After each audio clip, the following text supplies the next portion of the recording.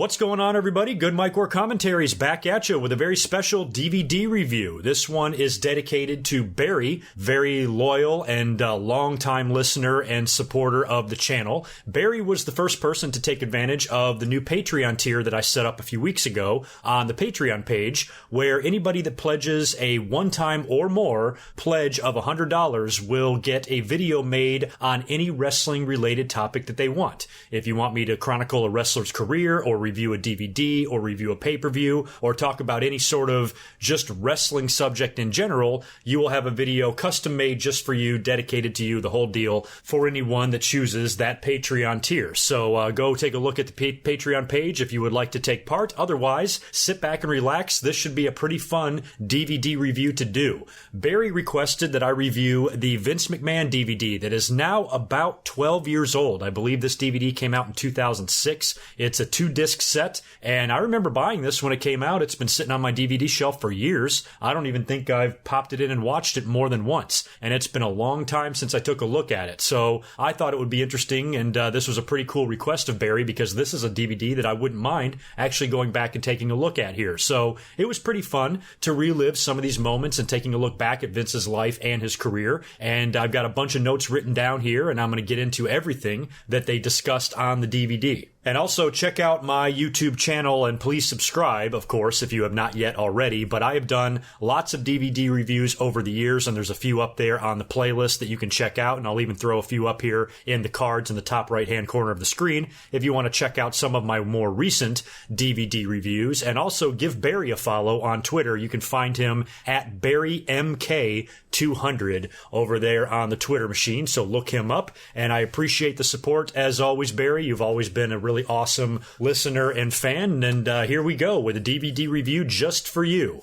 Like I said, this DVD is entitled McMahon. It was released in 2006, 2-DVD set, and it was really weird going back and watching this because on one hand, this was a very well done DVD, and then on the other hand, it was kind of a poorly done DVD because I was having trouble figuring out what WWE was trying to chronicle here. Like, what kind of a documentary were they trying to make here? Is this going to be about Vince's life, his personal life, or his character on TV, Mr. McMahon? It was kind of a combination of both. And they really glossed over a lot of stuff here. And I mean a lot of stuff. And most of that stuff is what took place early on in Vince's life. You know, some of his childhood before he even, linked back up with his father. His last name wasn't even McMahon when he was a kid. And they really glossed over all of that stuff. They didn't really talk much about his childhood or what went on in North Carolina and issues with his stepfather. And I think Vince had a very tumultuous childhood. I think we all can kind of see that in Vince's demeanor and his personality and how he is today, that he had a pretty dramatic early life. And I've always suspected that something really gnarly happened to Vince when he was a kid. I don't want to speculate on what that was, but I think we can all let our imaginations go here and think about living in a trailer park in North Carolina with an abusive stepfather. Shit probably went down that wasn't pretty in that environment. And I think Vince, a lot of what happened to him kind of helped drive him to be the absolute psychopath that he is today and turning WWE into what it is now. It's pretty amazing. And this DVD, like I said, is 12 years old. So this only goes up until 2006. Think of how much Vince has done since this DVD's release. You know, this was released before WrestleMania 23. We're on WrestleMania 35 now. So this was actually quite a long time ago, but it was still a really well done piece. All of WWE's DVDs are. Anytime they chronicle any wrestler's career or life, it's always extremely well done. And I thought this was well done too, but like I said, they left a lot of shit out. So they only opened up with about 10 minutes. I want to say it was like 8 or 9 minutes of Vince McMahon's early life. And they pretty much fast forward and skip over anything that happened to him as a young child and started with him working with his father in WWF. He talked about his father and his grandfather both being promoters, and when he started working with Vince, in his company, he tells the famous story of how Vince McMahon finally got himself on TV. when Vince McMahon Sr. was held up for money by an announcer by the name of Ray Morgan, no relation to GoodMicWork. And this guy said, hey, I'm not going to go out there and call your show tonight unless you pay me X amount of dollars. So Vince Sr. said, fine, get the fuck out of here. My son is going to be the announcer now. And that's pretty much how Vince got into the business. You know, aside from working behind the scenes, that's how he found himself on camera. And from that moment on, he was off and running. They said nothing about the death of Vince McMahon Sr. They said nothing about how he sold Vince McMahon the WWF and any of those stories that we have heard in previous documentaries. I know Vince McMahon has told a lot of these stories in the WrestleMania DVD, which was a really good DVD, that one they did several years ago, but they mentioned nothing about it in this McMahon documentary here, nothing about his father's death or selling him the company. But they did talk about Vince McMahon trying to go out and expand on his own. And they talked about him visiting the AWA, talking to Vern and Greg Gagne. Greg Gagne was one of the people interviewed for this DVD, and Greg, to this day, is so fucking bitter over this. I mean, he never got over it. I mean, a lot of those old-time promoters, they have a very sour taste in their mouth for what Vince McMahon did, and he really did end the livelihood of a lot of people. And Vince told that story. He talked about going national, but also talked about visiting other promotions like the AWA and others and trying to buy them out. And when Vern Gagne and Greg Gagne were unable to sell Vince the AWA, that's when he wound up getting the company from his father, and now he had the WWF, and he was going to take it national. And Vince talked about how he went to all of these small-time promoters all over the country and tried to buy them out, and they laughed him out of their offices, and then he wound up going national and going in and paying TV stations to drop their shows and pick up Vince's instead. And also told the famous story of when he purchased Georgia Championship Wrestling, which at the time was supplying content to WTBS, owned by Ted Turner, and that put Vince McMahon on TBS, on World Championship Wrestling, essentially. And still to this day, when I go back and watch that footage of Vince appearing with that World Championship Wrestling banner behind him for the first time, it's just eerie. It's right up there with Shane McMahon having his name with the Monday Nitro logo when they bought out WCW. Just so surreal to see that as a fan, that actually happened. But it didn't last long because the Southern fans didn't really like Vince's product that much. Ted Turner wanted out of the agreement, and they contradicted themselves a little bit here. I've heard multiple versions of this story. On the DVD here, Shane McMahon says that Vince McMahon tore up the contract with Ted Turner because Ted Turner didn't want to honor the contract, didn't want to do business with Vince McMahon and wanted out. And Shane claims that Vince says, okay, fine, I don't want to do business with somebody who doesn't want to be in business with me, so tore up the contract and sold Georgia Championship Wrestling to the Crockett's, and Ted Turner then purchased it from them, which made Vince McMahon a few bucks along the way. However, in other documentaries and other DVDs, I've heard Vince McMahon say that the deal between him and Ted Turner was a handshake, and Shane is saying it is a contract. So who knows what the hell happened back then. Bottom line is, Vince's presence and WWF's presence on WTBS didn't last long, and that's what started the whole war between Vince McMahon and Ted Turner when he finally got into the wrestling business by purchasing that. So that kind of is where they end the whole WCW and WWF rivalry until we get to the Monday Night Wars. They skip over everything else. I mean, that was back in what, 1980? I don't remember what year that was. I want to say 84 that took place, and they're skipping all the way ahead here to 1997 and 1998. That's where we get to next in the DVD, and this is where it really starts to become mostly about Vince McMahon's storylines on TV. It would start to take on the formula that we see in a lot of WWE DVDs, pretty much all of them, about a particular wrestler. They basically just rehash their entire career and go back and look at all of their famous storylines and big matches and their ups and downs of their entire career. And that's kind of what they started to do here with Vince McMahon. They talked a lot about the Montreal Screwjob. That was basically when Vince McMahon came out of the closet as the owner of the WWE, because back then, most people knew that he was the owner. I mean, I knew all the way back in the 80s, but a lot of people just saw him on TV, but they had to know that he was more than just an announcer. The dude seemed so emotionally invested in everything, especially in his commentary style, that you had to know, just as a casual observer, that there was more than meets the eye to this guy. And after the Montreal Screwjob, when Bret Hart had his issues with WWE and Vince's hand was forced and he had to take the title off of Bret, that pulled back the curtain and showed everybody who may have not known, said, okay, hey, this is the owner of the company. And that's when the Mr. McMahon character was born. And by the way, if you want to hear my thoughts on the Screwjob, I did a big 20th anniversary This Day in History video last November on the subject, and I will put that video in the cards on the top right-hand corner of the screen as well. By that point, the Vince McMahon character was formed. He was now on TV. He was no longer on commentary. And that's when they start talking about his long and storied rivalry with Stone Cold Steve Austin. And they really gave that feud the credit it deserves, because I believe that Vince McMahon, the character, the evil boss, would not have been as good as he was had he not had Stone Cold Steve Austin to feud with. And by the same token, Austin would not have been as big of a babyface had he not had the evil Vince McMahon to work with either. So the two of them were literally a match made in heaven, or hell, actually, would probably be more accurate. But they chronicled everything they did, every fight, every brawl, every beer truck incident, Zamboni, the Royal Rumble, the big cage match where Vince just took that insane bump.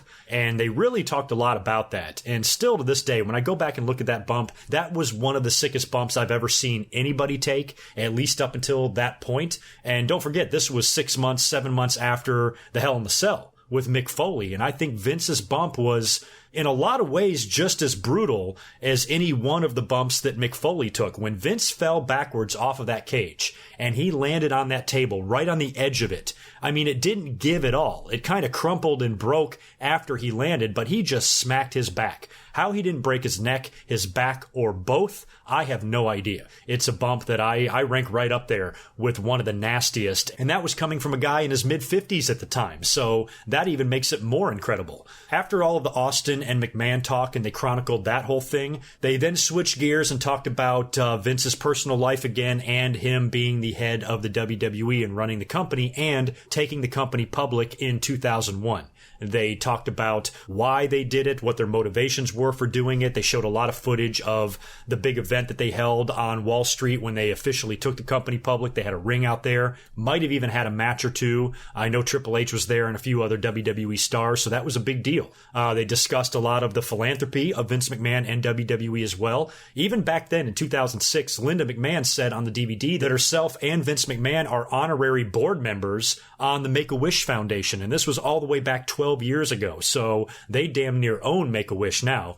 Next, they talked about the XFL. It's kind of ironic. Here we are in 2018. We're about 2 years, less than 2 years away from Vince McMahon relaunching the XFL, nearly 20 years after he launched it the first time. And back then in 2006, Vince was still looking back at the XFL with a great deal of frustration. He owned up to it. He owned up to the failure. They talked a lot about why it failed. I really liked Joey Styles' comments on the DVD. He was shitting all over the XFL. He goes, I turn on the XFL and the very first thing I see is The Rock. And I see Vince McMahon. And he's in his big over-the-top Vince McMahon, Mr. McMahon type of character. You got strippers as cheerleaders. You got all this hokey garbage. You got Jim Ross doing commentary. It was WWE with helmets and pads is all it was. So there was a lot that went wrong with it. And Vince McMahon was adamant. Even back then in this DVD in 2006, he said, I believe that it could still be a success today had we done a few things different. And if we would have kept it going, he feels that it would have been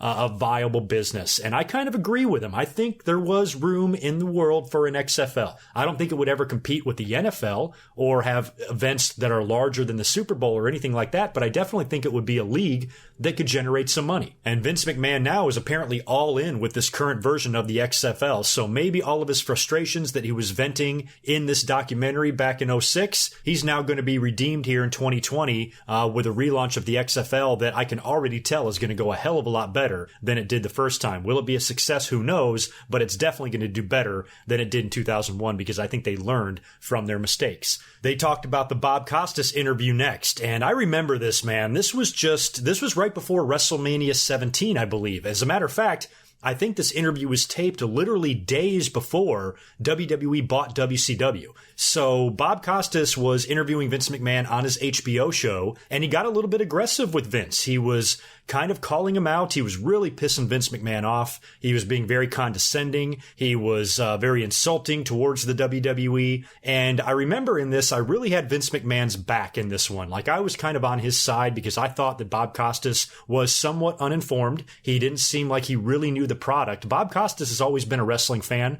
but he was trying to talk to Vince about something that he knew nothing about. And Vince called him out for that. And he was right, because Bob Costas was doing things like showing the footage of Vince and Trish, and Vince making Trish bark like a dog, and just showing that one clip. And he's like, what's your explanation for that? And Vince is like, dude, it's part of the storyline. My character is a douchebag. And if you stay tuned, just like if you stay tuned to any television show or soap opera or drama or whatever, you're going to see me get what's coming to me in the end. And Bob Costas also referenced wrestlers pointing to their crotches and saying, suck it. And this is in 2001. Well after DX had died, well after DX was in its prime, and that was sort of a regular thing that they saw on TV. And Vince is like, dude, we haven't done that shit in a year and a half. Stop trying to talk about stuff that you don't know anything about. So the interview got really heated, and Vince McMahon, I remember watching it, I thought he was going to punch Bob Costas. I really did. And Stephanie is on the documentary, and she was saying the same thing. She goes, I'm watching it, and I'm thinking to myself, don't hit him, don't hit him, don't hit him. Bob Costas was a really good sport about the whole thing. Like I said, he was interviewed for this DVD, and Vince would go on there the following year, and the interview was much more tame. And they talked about a few other things, including the XFL and whatnot, but it was not nearly as aggressive or intense as this first interview on HBO was. So it was kind of nice to take a look back at that. This was also around the time of the documentary where they actually talked about Katie Vick. They brought up the Katie Vick storyline, which was kind of funny. I enjoyed the fact that they were poking fun at this, because back then in 2006, the Katie Vick storyline had only happened 4 years ago. So even back then they knew, even back then in 2006, when things were still kind of TV-14 and bloody and a little more adult-oriented and raunchy, even back then they knew the Katie Vick storyline was fucked up. So I really got a huge kick out of that. They would then go on to cover the Triple H and Stephanie McMahon relationship and how they got together. And they talked about how Vince McMahon at first was okay with them dating, and then he changed his mind and he made them split up, and they ultimately got back together in the end. But they told the story of how they kind of got together during the storyline. Triple H and Stephanie started working together. Of course, there was no mention of China or anything like that in this, but they talked about how Stephanie was brought onto TV, and then she turned heel and joined up with Triple H, and the on-screen chemistry just kept going, and eventually they became romantically involved and fell in love and wound up getting married. So they kind of told that whole story, and Vince kind of going back and forth a little bit about the relationship, because it is a very strange circumstance. It's not like it's two wrestlers dating. This is the daughter of the owner, somebody that's going to be a figurehead in the company, an executive, and potentially owning the thing one day. She's dating talent. If it goes poorly or if it goes badly, you know, it's going to suck. It's going to suck for Triple H. Triple H really put everything on the line here, because think about it. If it wouldn't have worked out with Stephanie, or there was any sort of bad blood there, or things ended badly, there's no more WCW. What does Triple H do? Where does he go? Where does he go work? You know, so Triple H could have been, you know, he could have easily been a guy that we're seeing wrestling on the independent scene at age 50 and doing autograph signings at conventions and just being a washed up, tired veteran trying to get a payday anywhere he can. And instead, he did the exact opposite of that and became the guy that's likely going to be our next Vince McMahon. So it's pretty crazy how things went for Triple H. It could have easily gone in the other direction, but now he's going to be a name we're going to hear in the wrestling business for many, many, many years to come. They talked a lot about the McMahon family dynamic as well, and all of their chemistry on screen and off screen, how crazy they all are, how volatile all of their personalities are, and the various family feuds that they did on TV, all of the matches between Vince and Shane McMahon, and how crazy those got. Stephanie being equally as bitchy to her mother Linda, even slapping her at one point. Vince McMahon making out with Trish Stratus in front of Linda McMahon, and everything that went on, you know, in that storyline. And pretty much how just being around the McMahon family is a very interesting experience, because they're all batshit nuts. They then talk about the big WCW buyout and the storyline with Shane McMahon buying WCW and the big simulcast on Raw and Nitro, which still to this day, we're nearly 20 years removed from this crazy night, and it doesn't get any less crazy for me when I go back and watch this. I mean, just the way WCW collapsed there at the end, and then Vince McMahon is able to buy it.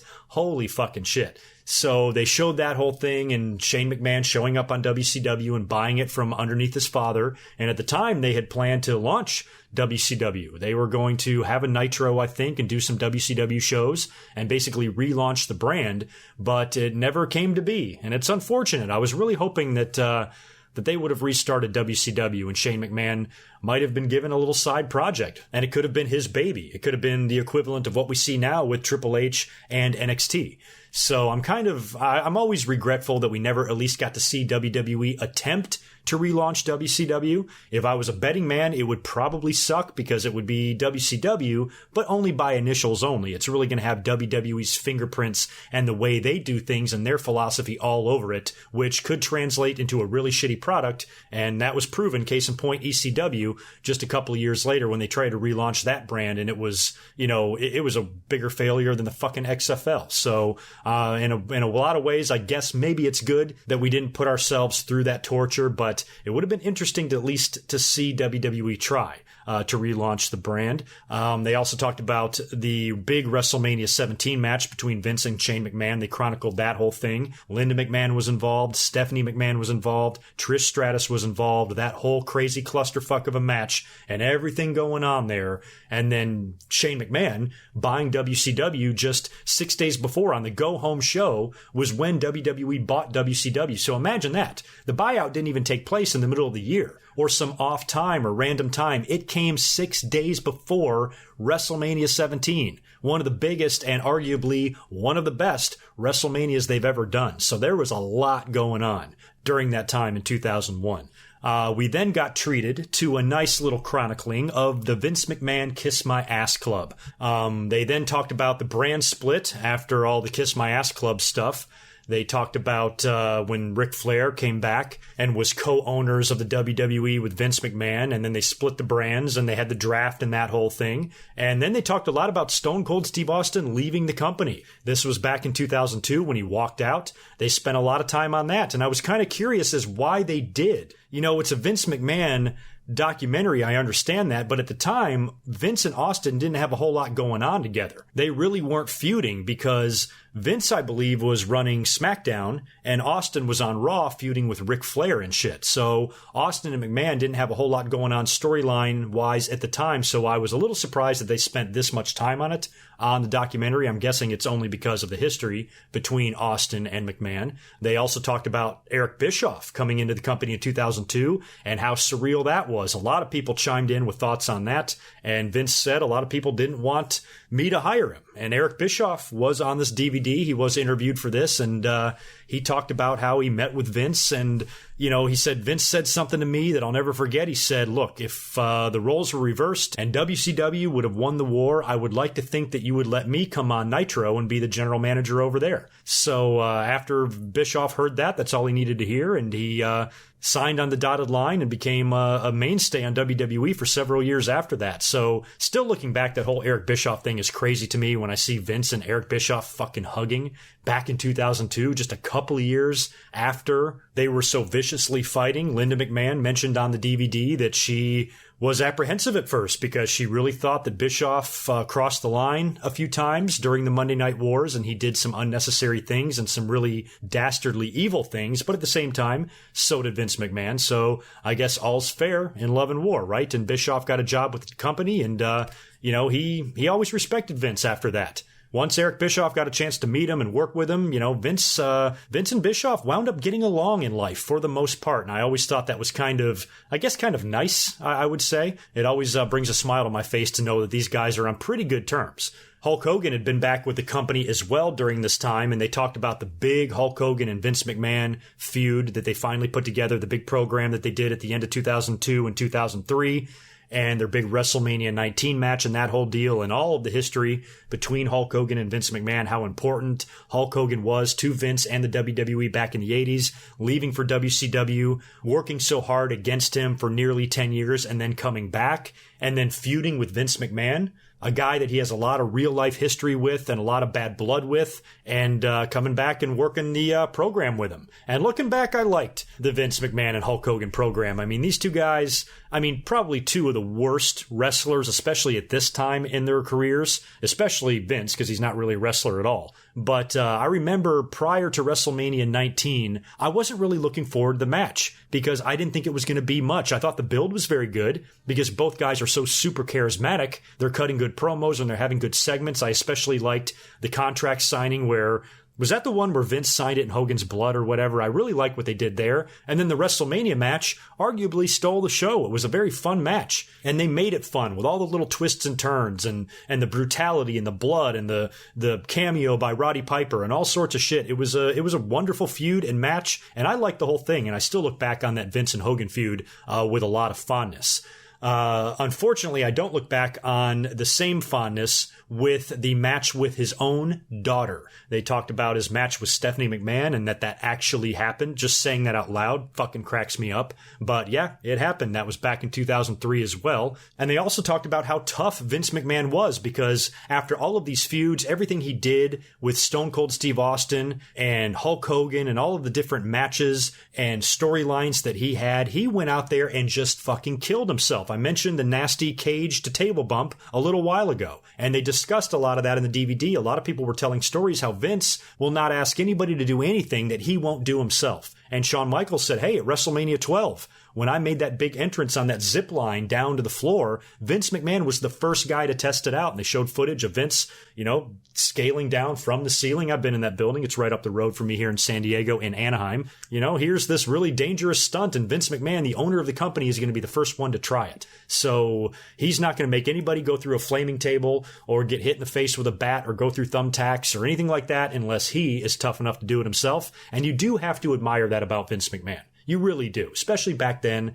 You go back and you look at all the things Vince McMahon did on TV. He didn't have to do any of it. He didn't have to kill himself. He didn't have to, shave years off of his life with multiple injuries and probably a lot of concussions. He never had to do any of that stuff, but he is a workaholic and he's a machine, and the guy is absolutely incredible. So back then, a lot of people had respect for Vince McMahon, that even though he was unathletic, uncoordinated, didn't know what the hell he was doing in the ring sometimes, he could still manage to tell a good story. And he would just take an ass kicking. He would humiliate himself. As many people as he humiliated, making them kiss his ass and making fun of JR's Bell's palsy and all sorts of horrible shit that Vince McMahon has done and said, he has also been humiliated just as much as everybody else. He's pissed his pants on live TV. He's had his head shaved. He's done all sorts of shit that has been equally as embarrassing as anything that any one of his wrestlers have done. So you do have to give Vince a little bit of credit for that. Next on the documentary, they talked about Vince's big double quadriceps tear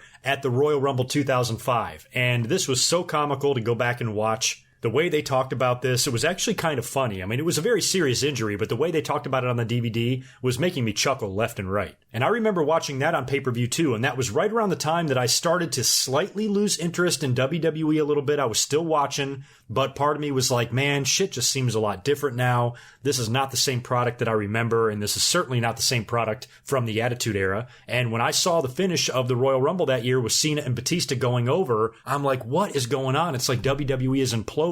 They botched the finish, and Vince McMahon, who had been sitting down at Gorilla for the past 2.5 hours, storms out to the ring very aggressively, and as soon as he jumped into the ring, he popped and tore both of his quads. And he said there was at the time, there was 17 cases of that in history. It's an extremely bizarre injury. And you go back and watch that, and Vince getting into the ring and trying to stand up, and he just crumples right down. And just incredible that wound up happening to him.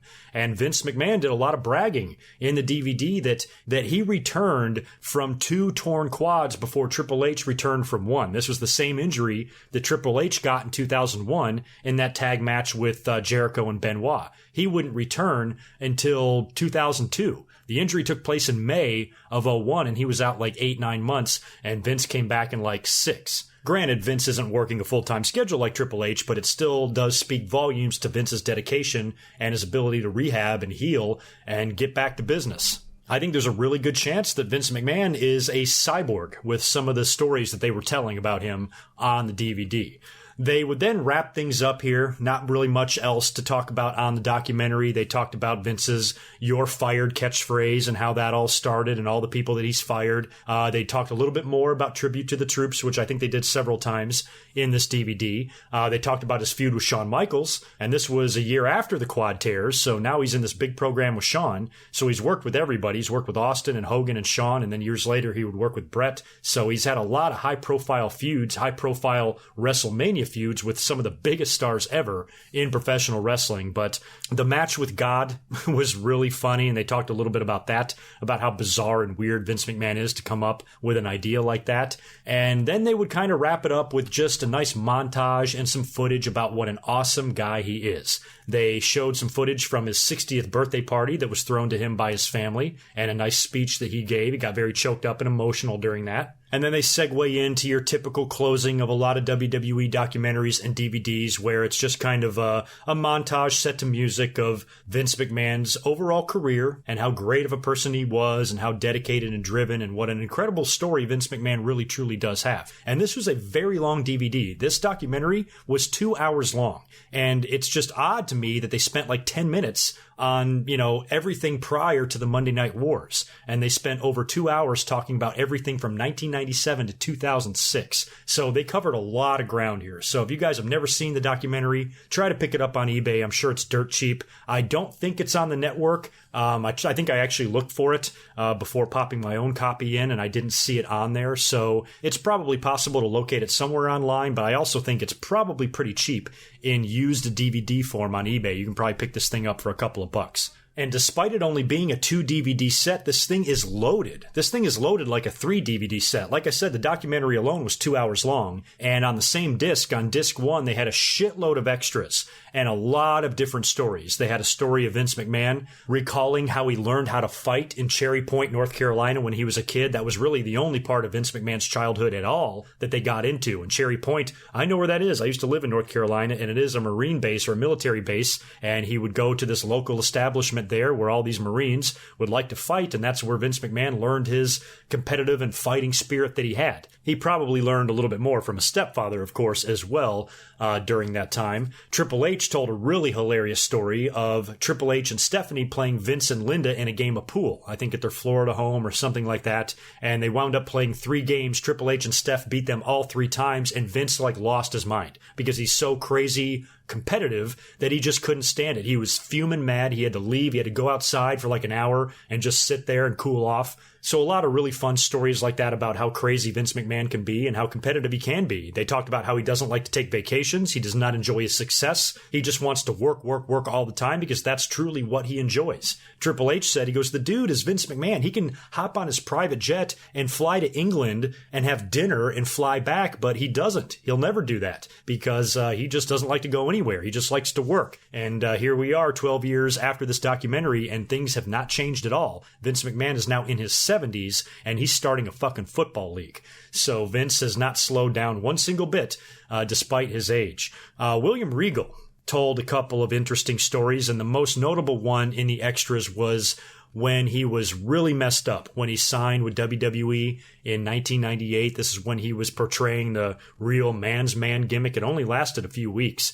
And he told a disturbing story that I think I forgot about because I haven't seen this DVD in years, like I said. But he said right after he signed his WWE contract, he actually passed out in front of Vince McMahon in his office because he was so messed up on drugs.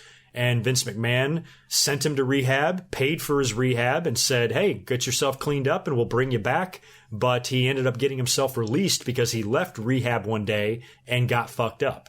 And that was it. WWE had no choice to release him, but he said that they told him, get your life in order and we will welcome you back at any time. And he was very gracious and very appreciative of Vince McMahon. Just, hey, get your life set up. I've got your back. Here's the money to go get your life in order. And then rehired him back a year or so later. So Vince does have a good heart at times. There's been a lot of cases, not only in WWE documentaries where they're trying to make people look good, but also in shoot interviews. A lot of people have said Vince loaning him money or just doing him a solid or just helping him out in some way. So Vince McMahon can be ruthless. He can be cutthroat like any boss can. But at the same time, if he likes you, cares about you, if you work for him, he'll give you the shirt off his back kind of thing. So I enjoy hearing stories like that about Vince. Big Show tells a pretty funny story of when they were on the big flight over to Iraq for a tribute to the troops show. Big Show bought a big air mattress because they have to fly on these giant cargo planes. And they showed some footage from that, and it's really interesting, just all those guys in there. And Big Show was laying up on his inflatable mattress, and Vince pulls out a pocket knife and cuts a hole in it and lets all the air out. So Vince is a master ribber. He loves fucking with people. And when he's on an airplane with an entire roster asleep, you know, he's like a kid in a candy store and he can just go around fucking with everybody. And he did. They showed the entire music video of Stand Back, which I loved that inclusion. Such a fun little random inclusion on the extras there from the Slammy Awards in 1987. And Vince actually performed the song called Stand Back. And if you've never seen that, look that shit up on YouTube and tell me that you didn't laugh your ass off. They also talked about Vince's daredevil side. He loves motorcycles and he loves to drive fast. And they talked about his motorcycle accident that happened just a few years back when he crashed into a Volvo or something and broke his pelvis, which was super gnarly. And they did a quick piece on Vince McMahon also winning the WWE title one time. I believe that was in 1999. And Triple H kind of defended it. He goes, hey, it's his belt. If he wants to win it one time for one night, what's the big deal? No harm done there. They showed the big SmackDown show right after 9/11, how that was the first public assembly of any kind after the 9/11 tragedies. So they talked a little bit about that. And they did a piece on how Vince McMahon walks to the ring. And everybody imitated him and made fun of him and talked about what a goofy-ass walk Vince McMahon has when he goes to the ring. So that's kind of what this DVD consisted of. It's not what you would think, you know? It was a lot of just, you know, Vince McMahon's character and personality on TV with a little bit of his personal life sprinkled in, is mostly how this DVD was. But if you watch it for what it is, I did think it was a very entertaining documentary for the most part, even though they did a lot of rehashing and showing a lot of stuff that we've seen over and over again over the years. I think it was still a fun DVD and one that they really had to do. I mean, they do DVD documentaries on everybody. And Vince McMahon is part of the WWE world of characters. He's one of the biggest characters they've ever had. So it seemed only logical that they would have to do a DVD on him. We hear stories about how Vince McMahon doesn't want to be in the Hall of Fame and shit like that. But I think the DVD was one that was, you know, maybe necessary. On the second disc, it's all matches. They have a pretty good amount of matches here. Pretty nice selection from disc 2.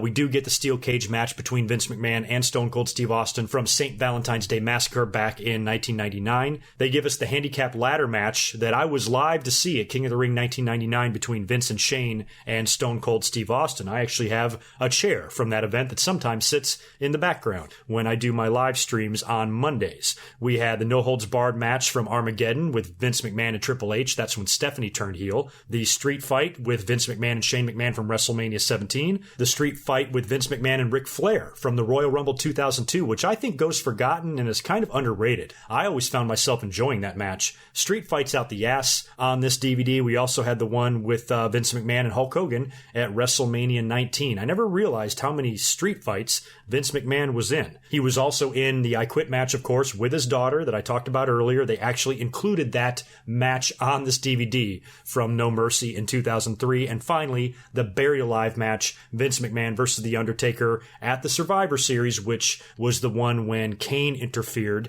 And that would set up the return of the Dead Man at WrestleMania in 2004. So that is pretty much your Vince McMahon DVD in a nutshell there. Like I said, if you have a chance to check this one out, go back and look at it. You'll probably enjoy it.